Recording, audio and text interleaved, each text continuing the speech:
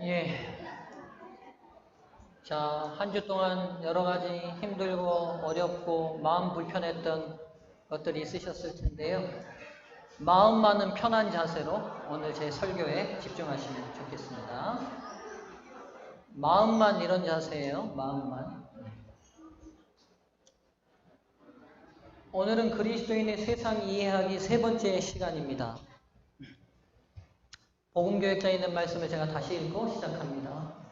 그리스도의, 지금 이 모니터 나옵니까? 이 위에 모니터 이렇게 해놨는데 방송실 좀 신경 써서 청년들이 잘 보이게 좀 도와주세요.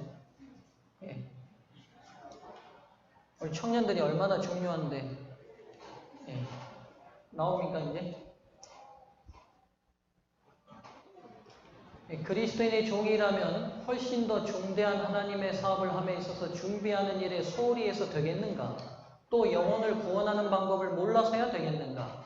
세상 사람들에게 영원한 행복에 대한 큰 문제를 소개하기 위해서는 밑줄 친 부분 함께 읽습니다. 시작. 사람의 성질을 잘 알아야 하며 또 깊이 연구하고 생각하며 열심히 기도하여야 한다. 복음은 사람에 대한 사랑과 관심과 애정이 있어야 합니다. 그래서 저는 지금 계속 세상 사람들이 가진 심리를 가지고 함께 우리가 어떻게 그들을 이해하고 복음으로 그들을 소개할 건지 인도할 건지 나누고 있습니다. 축복의 언어라는 책을 제가 한 15년 전에 읽었는데요. 이 책에는 사랑이 얼마나 중요한지를 굉장히 강하게 얘기하고 있습니다. 여기 밑줄 친 데 보면 조건 없는 사랑과 칭찬을 선물하라 하고 이렇게 돼 있는데요. 여기 한 장에 보면 애정어린 스킨십이 얼마나 중요한지를 과학적 데이터를 통해 얘기하고 있는데 제가 몇 가지 내용만 소개하겠습니다. UCLA에서는요 이런 연구를 했어요. 감정적이고 신체적인 건강을 유지하는 데는 남녀가 하루에 8번에서 10번 정도의 애정어린 접촉만으로도 가능하다. 무슨 말이냐? 사람이 정신적으로도 신체적으로 건강을 유지할 수 있는 방법이 있는데 그게 뭐냐면 부부간의 애정어린 접촉이 하루에 8번에서 몇 번만 돼도 10번만 돼도 상대를 건강하게 해줄 수도 있고 정서적으로 안정되게 해줄 수도 있대요. 그렇죠? UCLA 연구진들은 애정어린 접촉에 대해서 정의를 하기를 우리 삶에서 중요한 부분을 차지하고 있는 사람들이 베푸는 부드러운 어루만짐이나 쓰다듬어주는 것 혹은 키스나 포옹이라고 정의한다.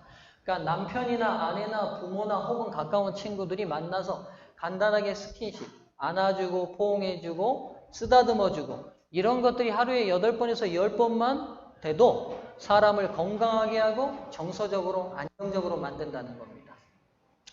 우리 진이가 벌써 우리 승유한테 머리를 쓰다듬고 있는데 우리 승유 표정은 별로 좋지 않네요. 애정 어린 접촉.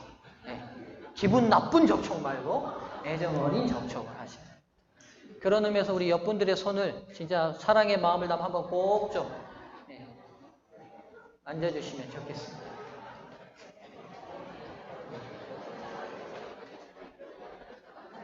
우리 변정숙 집사님 동생 저희 교회 처음 방문하셨는데 변경숙 집사 성도님 환영하고요. 예, 언니랑 꼭 이렇게 팔짱을 끼고 계시는데 보기 좋습니다. 예. 자, 제가 손만 만지라고 했지 말하라는 말은 안 했어요. 그러니까 목자 하라는 대로 좀 하세요. 말하지 말라니까요. 만져만 주라고요. 네, 만져만 주라고. 자, 이 연구를 좀 더 보겠습니다. 이 연구는 매일 A형 성향의 남성들, 이 A형 성향의 남성들이 어떤 성향의 남성들이냐? 이런 성향. 경쟁심이 강하고 성마르며, 성마르다는 말이 우리 순우리말로 깐깐하다는 말입니다. 긴장형이며 관상동맥 계통의 병을 일으키기 쉬운 사람들. 이게 A형의 남성들이랍니다. 매일 이런 사람들이 A형의 남성들이 매일 3에서 4번씩 아내를 안아준다면 그들의 생명을 무려 2년 정도 연장시킬 수 있을 것이라 평가를 내렸다. 그러니까 여러분 성격 깐깐한 남성이랑 살면 어려워요? 쉬워요? 살기가? 어렵죠. 그런데도 이런 남성이랑 살아도 이 남자가 애정어린 포옹을 아내에게 3에서 4회만 해줘도 그 여자는 몇 년 더 산다? 2년 더 산다. 그런 의미에서 우리 안사람은 장수할 것 같습니다. 잘 기억하시면 좋겠습니다. 그러니까 여러분 지금 이 책이 계속 강조하는 게 뭐냐면 인간에게 있어서 사랑이 얼마나 중요하는지를 보여주고 있어요. 이 연구는 좀 더 계속됩니다. 마이애미 의과대학의 접촉연구소에 있는 연구진들은 매일 미숙아들에게 인큐베이터 안에 들어가야 되는 미숙아이들에게 40에서 50분씩 마사지를 하기 시작했다. 열흘이 채 못 되어 마사지를 받은 아이들은 규칙적으로 마사지를 받지 못한 아이들보다 몇 프로? 47% 훨씬 넘는 체중 증가를 보였다. 그러니까 영양분을 더 투입한 게 아니라 뭘 해줬다고요? 매정어린 마사지를 해줬어요. 그게 영양분을 흡수하는 건강 상태를 만들어냈다는 거죠. 두 번째 연구에서 부모의 접촉이 없었던 어린아이들의 실제적인 뼈의 성장을, 그러니까 그렇게 접촉 안 했던 아이들은 뼈의 성장은 적절한 접촉을 받은 아이들의 반밖에 자라지 못했다는 것을 알게 되었다. 그러니까 미숙아로 태어나도 정말 애정으로 키우면 그 아이가 쉽게 회복될 수 있는 것을 보게 됩니다. 이런 애정어린 접촉이 단순히 어린 아이들에게만 또 젊은 사람에게만 필요하냐? 아니라는 거예요. 이 연구는 나이 드신 어른들에게로 확대됩니다. 심각한 문제를 안고 있는 노인 환자들도 역시 규칙적이고 애정어린 접촉을 해줌으로써 엄청난 효과를 볼 수 있다. 치매로 고생하는 사람들에게는 규칙적이고 애정어린 접촉 요법이 필요한 체중을 얻는 데 도움이 되는 영양소 섭취를 상당히 증가시켰다. 그러니까 먹는 걸 많이 줘서 체중이 는 게 아니라 치매에 걸린 어른들이 마른 어른들을 애정어린 접촉을 정기적으로 해줬더니만 몸이 그 영양소를 흡수하는 기능이 좋아졌다는 거예요. 게다가 알츠하이머 환자들에게 있어서 신체적인 접촉은 이상한 움직임, 물건을 훔치는 것, 그리고 반복적인 버릇을 감소시켰다. 여러분 치매 걸리면 남의 물건 훔치시는 분들이 있죠. 그렇죠? 이런 분들에게 정기적인 접촉을 했더니만 그런 이상 행동의 수가 줄어들었다는 거예요. 그러나 노화 연구에서 밝혀진 가장 이목을 집중시키는 결과는 나이가 들기 시작할 때 건강한 상태의 뇌로 유지하려면 접촉이 실제로 어느 정도 도움이 되느냐에 대한 연구이다. 그리고 사람들이 정상적으로 이뤄가는 노화의 치명적인 문제인 기억력을 10에서 20% 정도 잃지 않는다. 그러니까 치매가 걸려서 어쩔 수 없이 노화돼가고 뇌가 파괴돼가는 어른들도 신체 접촉을 정기적으로 애정어리게 하면 10에서 20% 정도를 잃지 않고 소실되지 않는 결과를 만들어낸다는 거예요. 사랑이 담긴 진정한 스킨십이 어떤 결과를 내는지를 얘기합니다. 오늘 이 시간에는 우리가 이 부분을 생각할 겁니다. 오늘 이 시간에는 인간의 행복의 절대적인 요소인 사랑을 세상의 사람들은 어떻게 이해하고 있는지 살피고, 일단 일반인들은 어떻게 이 사랑을 이해하고 살아가는가, 그리고 어떻게 충족받기를 원하는가, 여기에 대해서 살펴보고, 그리스도인들은 하나님의 말씀을 통해 어떤 해답을 찾고 사람들에게 제시할 수 있는지를 생각해 보자는 겁니다. 학습 목표입니다. 오늘 설교를 듣고 여러분이 돌아가실 때는 이 두 가지에 대한 답을 얻어가셔야 돼요. 일반인들은 이런 이해로 사랑을 이해하구나. 그리고 그리스도인은 성경을 통해서 이런 답으로 그들에게 제시해야겠다라는 답을 얻어가시면 되겠습니다. 그런 의미에서 일반인들이 도대체 사랑을 어떻게 충족받고 이해하고 있는지를 알기 위하여 대중가요를 제가 조사해봤습니다. 대중가요의 많은 주제가 다 뭐예요? 사랑을 이야기하고 있죠. 그러면 일반인들이 가지고 있는 정서적 내용이 이 가사에 포함될 가능성이 굉장히 많습니다. 그래서 노래 하나를 소개하겠습니다. 따라 부르지는 마세요. 사랑의 배터리. 나를 사랑으로 채워줘요. 사랑의 배터리가 다 됐나 봐요. 당신 없인 못 살아. 정말 나는 못 살아. 당신은 나의 배터리.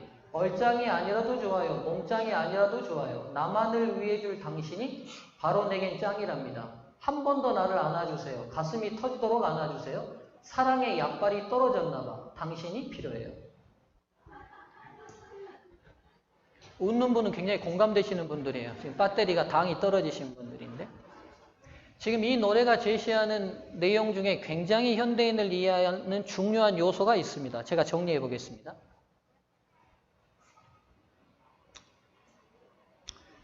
예, 지금 제 설교에 잘 주목해 주셔서 감사한데요. 좀 더 주목해 주시면 좋겠습니다. 여러분들이 사랑하는 사람에게 언제나 최고의 것을 주고 싶어서 애를 쓰시는 것처럼 저도 사랑하는 성도들에게 최고의 설교와 말씀을 전하기 위하여 고민합니다. 그리고 수없이 생각합니다. 잠자다가도 하고요. 꿈에서도 설교가 보일 때가 있습니다. 네, 그래서 여러분 제가 할 수 있는 최선의 것을 준비해요. 네, 더 이상 할 수 없을 만큼. 그러니 집중해서 여러분 꼭 제가 전달하고 싶은 하나님의 은혜를 오늘 이 시간에 얻어가시면 좋겠습니다. 자, 이 노래가 주는 굉장히 중요한 몇 가지 요소를 찾을 수 있어요. 여러분 잘 생각해 보세요. 이 노래 굉장히 조속하게 들리지만요. 굉장한 진리가 내포되어 있어요. 일단 첫 번째요. 이 여자는 마음속에 사랑의 배터리가 있다는 걸 알게 돼요. 맞죠? 근데 이건 이 여자만이 아니라 모든 사람은 사랑의 배터리를 가지고 있어요. 근데 이 여자가 지금 이 배터리가 떨어졌어요. 그럼 여러분 핸드폰 생각하시면 돼요. 아무리 기능이 좋아도 충전기에 충전이 되지 않는 이상 그 기능을 발휘해요? 못해요?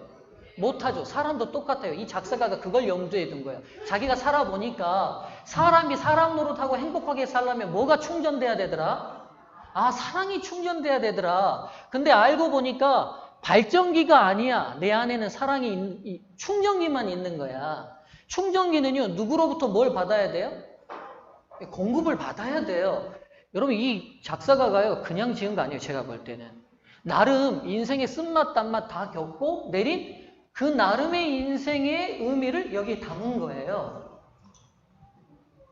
다른 사람에게 사랑의 배터리 충전을 이 여자가 요청하고 있어요. 맞죠? 제가 지금 사랑다운 삶을, 행복한 삶을 살려면 내 안에 이게 떨어진 이 충전기의 충전을 받아야 될 것 같아요. 그러니까 얼짱이 아니어도 좋고 몸짱이 아니어도 좋으니 내 사랑의 배터리에다 뭘 좀 충전해 달라고 해요? 사랑을 충전해 달라고 사람에게 요청하고 있어요. 그러니까 여러분 여기서 한 가지 알 수 있죠? 사람을 움직이는 굉장히 중요한 사랑의 요소는 누구로부터 늘 충전이 된다? 사람은 같은 사람에게 충전돼요. 그래서 인간이 받는 스트레스 중에 최고가 뭐예요? 미국 데이터가 조사한 최고가 배우자의 사별이에요. 이게 인간이 받는 최고의 스트레스예요. 배우자가 사별했을 때 인간이 최고의 스트레스를 받는데요. 왜요? 공식적으로 평생 서로 충전하며 살기로 한 그 대상이 사라진 거예요. 그러니 여러분 동반 사랑하는 사람이 죽고 난 다음에 그 얻는 상실감들을 겪었던 곁에 있는 많은 사람들을 본데 여러분 그 사람들을 깊이 이해해 주셔야 돼요. 지금 여러분들은 충전받는 데가 있어서 괜찮지만 그분들은 근본적으로 그걸 잃어버린 거예요. 그러니까 삶에 대한 가치가 있어요? 없어요? 살아봤자 뭐예요? 돈 벌어오면 뭐 할 거예요? 그 돈 왜 벌어오는 거예요? 같이 그 사람하고 사랑하고 살려고 벌어오는 거고요. 예쁘게 화장도 왜 해요? 그동안. 상대 사랑하는 사람에게 예쁘게 보이려고 한 건데 그게 모두 다 무의미해지는 거예요. 그래서 여러분 사랑의 배터리 충전을 이 여자가 요청합니다. 남자에게. 근데 여기서 문제가 있어요. 그런데 그 사람도 사랑의 배터리가 부족하면 어떻게 할 거냐는 거예요.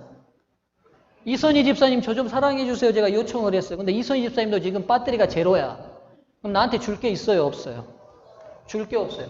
여러분 제가 보니까 인간관계의 모든 문제는 근본적으로 여기서 다 생기는 거예요. 부부간에 왜 싸워요? 둘 다 일하고 들어왔어요. 설거지가 산더미처럼 쌓여 있어요. 부인이 오늘 너무 힘들어. 그래서 남편한테 여보 오늘 나 위해서 설거지 한번 해주면 안 돼요? 이 말이 무슨 말이냐면 나 지금 배터리 방전인데 당신이 대신 좀 설거지 해주면서 내 배터리 좀 채워주면 안 돼? 이 말이에요.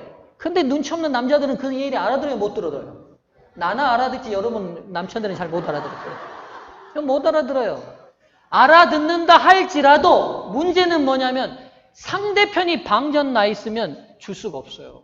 저도 마찬가지예요. 제가 이론적으로 목사가 알아요. 집에 들어가면 우리 아싸 뭐 좀 도와줘야 되겠다 하는데 내가 기운이 다 빠져 줄 게 없어. 그럼 어떻게 돼요? 당신이 왜 나한테 시켜? 이렇게 되는 거예요. 그럼 부인이 뭐라고 그래요? 그거 나 혼자 먹었어. 같이 먹었잖아. 이러죠. 나는 밖에서 돈 벌었잖아. 또 남편이 그래요. 나는 안 버냐? 또 이렇게 나와요. 그 말이 다 무슨 말이냐면요. 한마디예요. 나 지금 배터리 방전 났는데 채워주면 안 돼요? 이 말이에요. 근데 서로 먼저 요구하는 거예요. 내놓으라고. 근데 여러분 내놓을 게 있어야 내주죠. 그러니까 이 싸움이 계속 공회전이에요. 공회전. 없는 것들끼리 싸워요. 아, 있는 사람하고 싸워야 뺐을 거 아니에요. 그러니까 싸우지 마세요. 얻을 게 있어요, 없어요? 아무것도 없어요. 도리어 그 사람에 대한 나쁜 감정만 더 쌓이는 거예요. 그러니까 상대가 내 요청을 못 받아들이면 빨리 알아들으셔야 돼요. 저 사람도 지금 뭐다? 방전 났구나. 방전 났구나. 이렇게 생각하시면 돼요.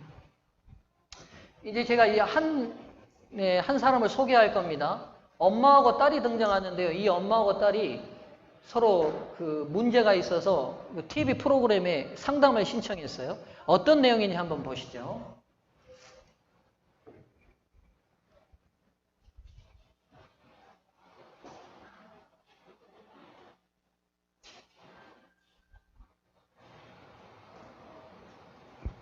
음향 틀어주세요.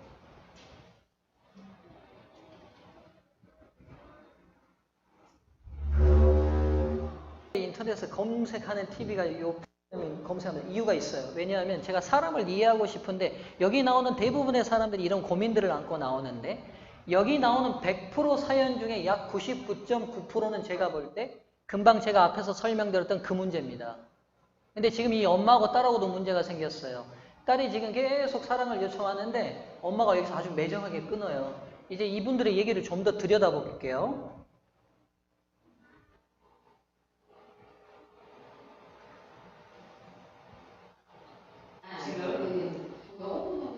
잡고 있냐는 거예요. 근데 여러분 여기서 좀 풀리지 않는 숙제가 있어요.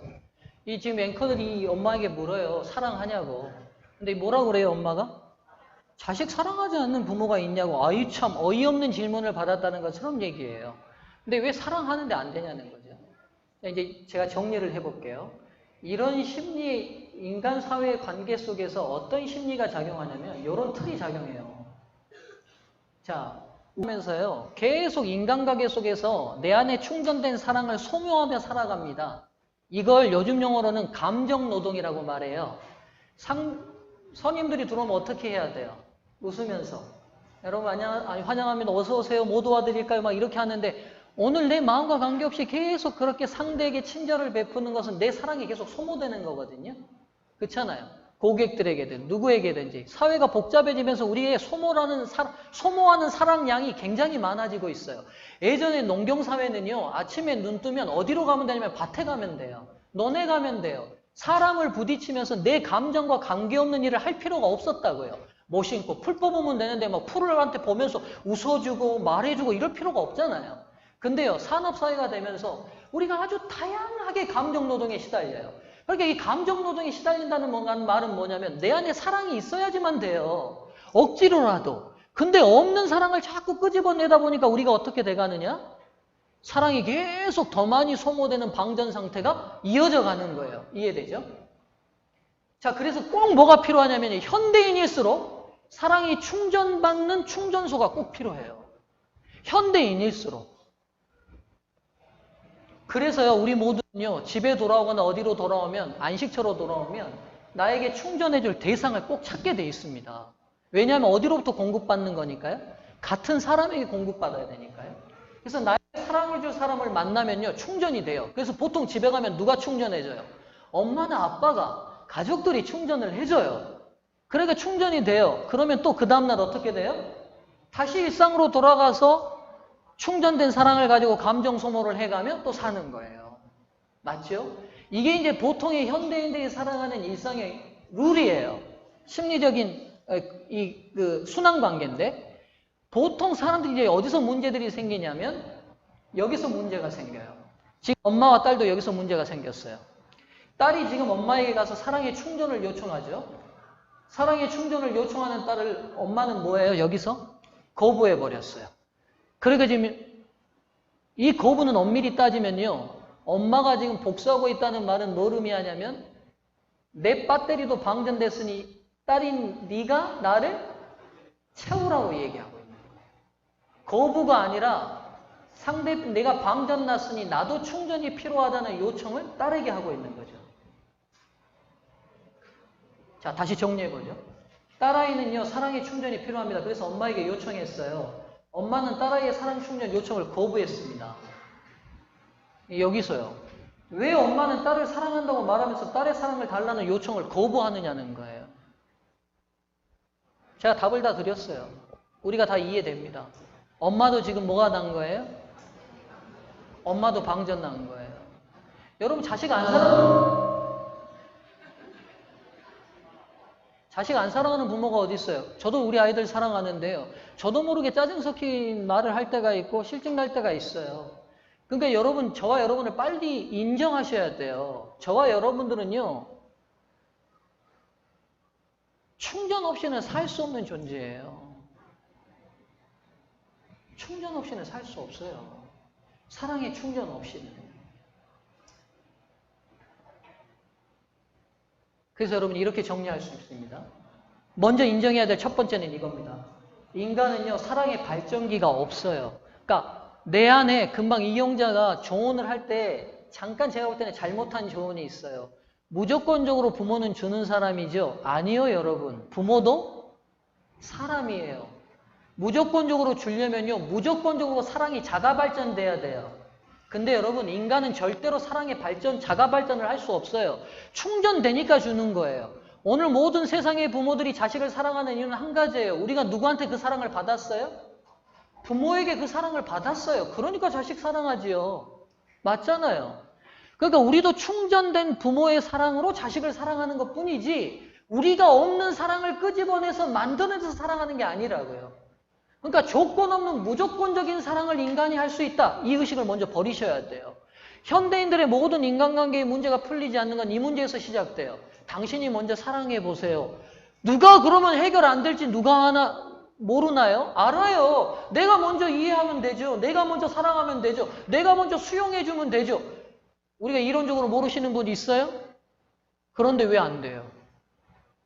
왜 안 되냐고요? 우리는 사랑을 자가 발전할 수 없어요. 그래서 안 되는 거예요. 못하는 거예요. 안 되는 게 아니라. 그래서 여러분, 인간은 뭐만 있다고요? 사랑의 배터리만 있어요. 예, 사랑의 배터리. 그래서 여러분, 배터리는요, 사랑을 만들어내지 못합니다. 충전된 것만 나눌 수 있어요. 그래서 정기적인 충전이 필요합니다. 정기적인 충전이. 그래서 이 정기적인 충전소를 또 남편이나 아내나 같은 가족이나 인간들에게 찾아요. 그래서 여러분, 아까 전에 축복의 언어라는 책에 또 보면 무슨 데이터들도 있느냐. 사이비 종교에 쉽게 빠지는 사람들, 사랑에 다 방전난 사람들이에요. 그러니까 조금 잘해주니까 어떻게 돼요? 넘어가는 거예요. 중독에 쉽게 빠지는 사람들, 사랑의 배터리가 방전난 사람들이에요. 그렇죠? 여러분, 제가 아직도 잘 이해되지 않는 것들, 건강 그 제품 파는데 할머니들 엄청 많이 가시잖아요. 할머니들도 다 아셔요. 그거 물건 팔아먹으려고 한다는 거. 근데 왜 그렇게 가세요? 그냥 놀아준 게 아니라 가니까 진짜 잘해줍디다.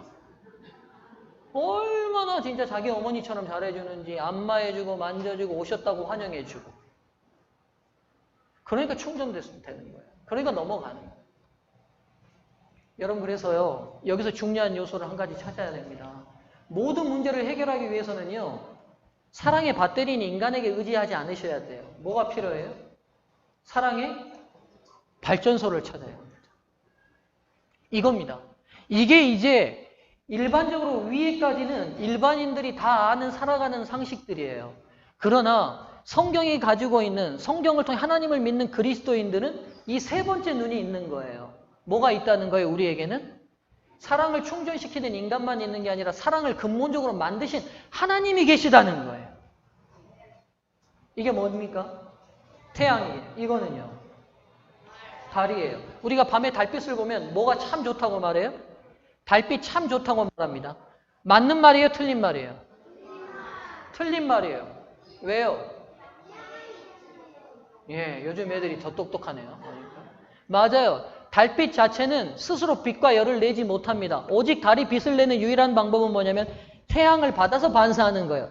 여러분 잘 보세요. 하나님께서 천지를 창조하실 때 이 지구에다가 태양을 2개 만들 수도 있고 3개 만들 수도 있고 달을 여러 개 만들 수도 있는데 굳이 태양 하나, 달 하나를 만든 이유가 있어요. 의도적이세요. 예수님의 초기 기독교 때 예수님의 별명이 뭐냐면 의의 태양이세요. 즉 그분은 스스로 빛과 열을 내듯이 사랑을 자가 발전하시고 그 빛을 유일하게 받아 반사하는 달은 그 빛을 낼 수 있어요. 달이 빛을 내는 유일한 방식은 뭐냐면 태양을 보지 않는 이상 불가능해요. 지금 구우림 형제랑 이슬비랑 저렇게 좋아서 딱 붙어 있지만 저 사랑이 영원히 갑니까? 우리가 살아봐서 알지만 저 때는 못 모르니까 저래요. 지금 아직 지금 최고 만땅 때야. 지금 둘 다. 부모에게 받은 사랑이 지금 최고 만땅 때 절정의 부부가 만나요. 그러니까 줄 게 얼마나 많아요. 그러니까 이렇게 선순환돼요. 너무 줄 게 많으니까 구우림이가 이슬비를 막 너무 줘. 그러니까 이슬비가 만땅인데 또 받았으니까 또 주고 싶어 안 주고 싶어. 그러니까 이 구우림한테 또 줘. 그러니까 이게 선순환돼요. 그러다가 애가 태어나면 애한테 분산되죠. 직장 가면 상사한테 분산되죠. 분산되면 점점 배터리가 떨어지고요. 애 키우면서 엄마는 또 애한테 소모되니까 또 소모되고요. 그러니까 또 소모되니까 둘이 들어와가지고 이제는 서로 사랑을 먼저 달라고 앵앵앵앵 되니까 부부싸움 시작되고요. 그렇죠? 다 속에 있으니까 웃어요. 지금 살아봤습니다. 이게 인간 세상이에요. 그러다가 4대 못 사내 하고 이혼도장 찍고 헤어지고 이런 아픔이 우리에게 일어나요. 근데 여러분 이 원리를 잘 보세요. 그래서 여러분 꼭 기억하셔야 돼요. 우리는 달이에요. 하나님께서 우리를 달로 만드셨어요. 태양으로 만들지 않으셨어요. 스스로 빛과 열을 못 만들어요. 사랑 못 만든다니까요. 충전만 필요해요. 충전돼야 돼요. 그래서 여러분 사랑에 충만한 사람을 찾으시면 안 되고 사랑 그 자체이신 하나님께 연결돼야 돼요. 이게 기독교 복음이에요. 이게 복음이에요. 여러분 그래서 이 복음을 설명한 게 요한 사도신데 요한일서를 이렇게 설명합니다. 기독교 대유에서 굉장히 중요한 성경 본문이에요. 제가 하나하나 읽으면서 오늘 한 설교를 가지고 대비해서 설명을 해볼게요. 사랑하는 자들아 우리가 서로 사랑하자. 사랑은 하나님께 속한 것이니. 무슨 말이에요? 잘 들어. 요한이 이렇게 말하는 거예요. 인간 너희들은 사랑 자가 발전 못해. 사랑을 발전하시는 분은 하나님이야. 이 말이에요. 맞죠? 8절 사랑하지 아니하는 자는 하나님을 알지 못하느니 이는 하나님은 뭐라? 사랑이심이라. 하나님은 사랑의 발전기시고 너희는 충전기야. 그래서 그분에게 공급되는 그 사랑을 서로 나누고 사는 거야. 지금 이 말씀 해주시는 거예요. 9절 하나님의 사랑이 우리에게 나타난 바 되었으니 하나님이 자기 독생자를 세상에 보내심은 저로 말미암아 우리를 살리심이라. 하나님이 사랑의 발전기라는 증거가 뭐냐? 우리 증거 보지 않았냐? 십자가 아니냐? 죄인 구원하려고 아들 내놓는 사람이 이 땅에 어디 있더냐? 여러분 제가 아무리 이선희 집사가 예쁘다고 해서 우리 승유를 죽여서 저 양반을 살릴 수 있겠어요? 가능하겠냐고요. 내가 정유를 팔아서 저 사람을 살릴 수 있겠냐고요. 이론적으로 불가능한데 그걸 보였다는 거예요. 하나님이. 어떻게? 인간 구원하려고 사람을 자기 아들을 십자가에 대신 저절히 못 박아 죽였지 않느냐? 이것이 하나님의 사랑의 발전기라는 강력한 증거 아니냐? 더 이상 증거가 뭐가 필요하냐? 요한이 이렇게 얘기하고 있는 거예요. 10절 사랑은 여기 있으니. 진짜 사랑이 여기 있어. 너희들이 그렇게 사람들을 헤매고 사랑 달라고 갈급하고. 그래서 여러분 이 사도 바울이 살았던 시대가 로마 그리스 문화가 전 세계를 지배하던 시대예요. 그리스 사람들 로마 여자들 조각상들 다 어떻게 생겼어요? 다 이쁘게 생겼잖아요. 팔등신으로. 왜 그랬는지 아세요? 그리스 사람들은 예쁜 것을 사랑하는 그런 사랑만 얘기했어요. 그러니까 남자들도 그리스 남자애들은 청소년기가 되면 다 체육관에 가서 짐에서 운동하는 게 그들의 일이에요. 다 복근, 가슴 멋지게 그렇게 해야지만 여자들한테 인기가 있어요. 여자들은요. 다 비너스처럼 예쁘게 관리해요. 그런 세상에서 너희들 사랑을 그렇게 사람들한테 갈구하고 사는데 그게 사랑이 아니라 여기 사랑이 있어. 지금 이렇게 얘기하시잖아요. 우리가 하나님을 사랑한 것이 아니라 오직 하나님 우리를 사랑하사 우리 죄를 위하여 화목제로 그 아들을 보내셨습니다. 사랑하는 자들아 하나님이 이같이 우리를 사랑하셨은지 우리도 서로 사랑하는 것이 마땅하도다. 어느 때나 하나님을 본 사람이 없으되 만일 우리가 서로 사랑하면 하나님이 우리 안에 거하시고 그의 사랑이 우리 안에 온전히 이루느니라. 무슨 말이냐? 하나님이 우리 안에 들어와서 사랑이 충만하면 사랑을 하게 돼 있어. 너희들이 누군가를 사랑하고 있다는 외적 증거는 너희 안에 누가 있다는 증거예요? 하나님이 있다는 증거예요. 여러분, 그래서요, 복음을 쉽게 받아들이는 사람들 제가 볼 때 있어요. 복음을 아무리 넣어도 안 들어갔던 사람들, 복음의 내용과 관계없이 그게 하나님인지 구체적으로는 알지 못하지만 삶으로서 그걸 체험한 사람들이 있어요. 무슨 말이냐? 누군가를 그렇게 사랑하는 것이 아주 자연스러운, 그게 왜 그러냐면 하나님이 그 안에 이미 내재하셔서 그러신 거예요. 오늘 우리도 마찬가지예요. 그래서 이 땅을 살아갈 때 부족한 인간들에게 자꾸 사랑을 갈급하지 마시고, 오늘 우리가 하나님을 믿는 충전 요소 중에 하나가 뭐냐면 사랑의 발전기신 하나님께 충전돼야지만 누군가를 사랑할 수 있습니다. 구림 형제 이슬비 자매, 지금 그 마음 변치 않고 싶죠? 진짜로요. 30년이 돼도 40년이 돼도 50년이 돼도 그러려면 매일 이 안식일 하나님께 충전받는 예배를 빠뜨리지 않으셔야 돼요. 제가 우리 안사람이랑 20년째 살아가는데 지금도 변함없이 사랑하는 마음은 다른 게 있지 않아요. 제가 하나님으로부터 충전받아서 저 사람이 사랑스러워요. 신장호 목사님, 임강숙 사모님 얼마나 제가 볼 때도 꿀 떨어지는, 그래서 제가 속으로는 합회 있을 때도 진짜 제가 합회 같이 목사님 총 보실 때 제가 청소년부장 했잖아요. 두 분의 그런 게 느껴져요. 서로를 아끼고 사랑하는 게. 저 나이 들어서도 저러실까? 이유는 한 가지예요. 저분들이 매번 하나님으로부터 사랑을 충전받지 않으시겠어요? 이건동 장로님, 신술래 집사님, 황덕수 집사님, 우리 오정희 집사님 다 뛰어넘어서 여러분 모두도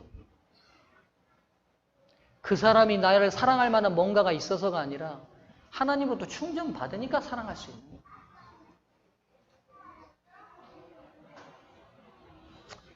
마지막으로 정리하겠습니다. 그래서 하나님의 사랑을 충전받는 방법을 4가지 소개합니다. 첫 번째, 예배입니다. 예배는 우리가 뭘 확인받나요? 끊임없이 하나님이 우리를 구원하셨다는 사실에 대해서 우리가 찬양과 감사하고 기도해요. 그리고 하나님은 말씀으로 변함없이 내가 너희를 사랑한다고 말씀하세요. 그래서 여러분, 예배는 은혜가 임하는 굉장히 중요한 통로입니다.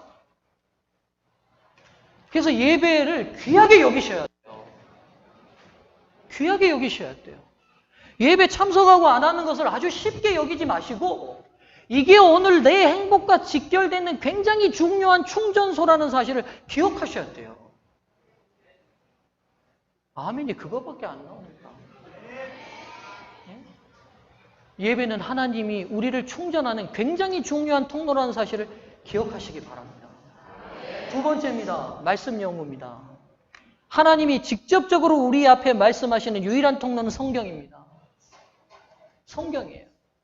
오늘 안교 시간에 우리 최경원 자매의 간증을 들었는데 그거 막 울컥울컥 자기가 왜 우는지 모르겠다고 말하는데 제가 볼 때는 말씀 연구 때문에 그런 것 같아요. 뭐 책을 주고 하면 얼마나 열심히 공부하는지 몰라요. 성경이랑. 사랑하는 성도님들이시여, 하나님 말씀 연구하는 일을 내가 지금 가장 필요한 사랑이 충전되는 중요한 요소라는 사실로 인식하고 접근하셨으면 좋겠어요. 말씀 연구. 세 번째입니다. 기도입니다. 여러분, 하나님과 긴밀히 기도했을 때 그 기도가 응답될 때 하나님이 나를 사랑하신다는 가장 강력한 개인적인 증거 아니에요? 하나님 내 기도에 응답하세요. 강력한 증거 아닙니까? 강력한 증거 아닙니까? 여러분, 지난 일요일날 우리 재림 청년대회가 있었어요. 재림 청년대회 때 제가 일요일날 청년들에게 안식일날 여러분에게 전했던 메시지를 청년들에게 그대로 전했어요. 우리가 상황에 굴복할 것인가 극복할 것인가. 이 새벽 일요일 아침에 오전에 9시에 설교를 했는데 그날 마치고 우리 서중학교 청년 하나가 전화가 왔어요. 밤 10시가 넘었는데 목사님, 땡땡아 웬일이냐 그랬더니만 자기가 청년대에 참여해서 너무 좋았는데 목사님들의 말씀을 통해서 우리 정체성에 대한 말씀을 듣고 싶었대요. 근데 이제 내가 강사로 가니까 목사님께 부탁을 드려야겠다고 생각을 했는데 부탁을 드릴까 말까 하다가 전화를 안 한 거예요. 그리고 기도만 한 거야. 하나님, 목사님을 통해서 우리 재림 청년들의 정체성에 대해서 듣게 해주라고 기도를 한 것 같아요. 근데 그날 설교가 정말 자기가 듣기를 원했던 그 기별과 딱 맞아 떨어진 거예요. 그러니까 너무 감사해서, 하나님께 감사해서 저한테 그걸 전한 거예요. 제가 그랬어요. 맞다. 우리가 서로 인간적으로 대화하지 않아도 기도하면 성령이 우리를 하나로 연결한다. 해보세요. 여러분, 기도 좀 하세요. 시시때때로 무릎 꿇지 않아도 매사에 작은 일부터 큰 일까지 하나님과 대화해보세요.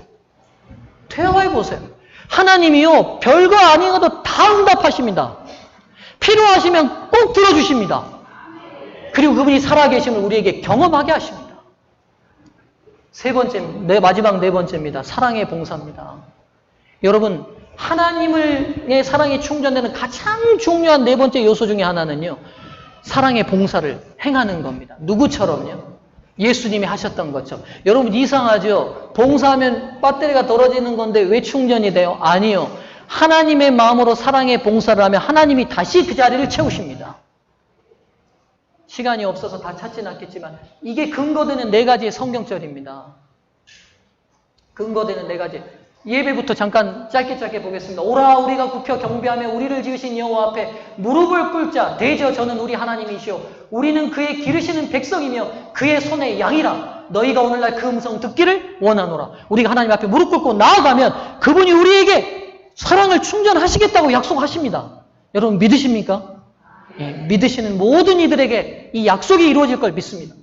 두 번째 말씀 요구입니다. 너희가 성경에서 영생을 얻는 줄 생각하고 성경을 상고하거니와 이 성경이 곧 내게 대하여 증거하는 것이다. 여러분, 성경 연구는 예수님을 만나는 가장 중요한 통로입니다. 세 번째, 기도. 여호와여 내 기도를 들으시면 내 간구에 귀를 기울이시고 주의 진실과 의로 내게 응답하소서. 기도하는 자는 하나님의 사랑이 충전되게 되어 있습니다.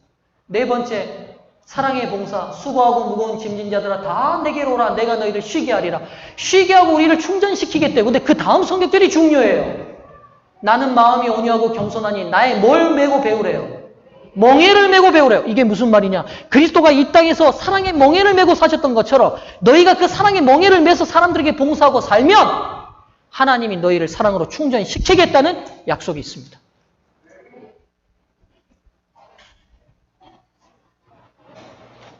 빵 이름인데요. 부드러운 아침의 느낌이야. 부자 가렸더니만 더러운 아침의 느낌인데요. 부드러운 알을 가렸더니 침의 느낌. 굉장히 빵이 에로틱해졌어요. 한 문장에서 지금 한 글자만 가렸는데 완전히 다른 뉘앙스가 돼요. 제가 이걸로 오늘 결론을 내리는데요. 우리 인생에서 하나님을 만나는 예배와 말씀 연구와 기도와 봉사가 우리 삶의 아주 작은 일부분인 것 같지만요. 이거 있고 없고가 삶을 완전히 뒤집어요. 사랑하는 소중한 성도들이시여. 사랑의 충전기에 연결되기를 바라며 말씀을 마칩니다.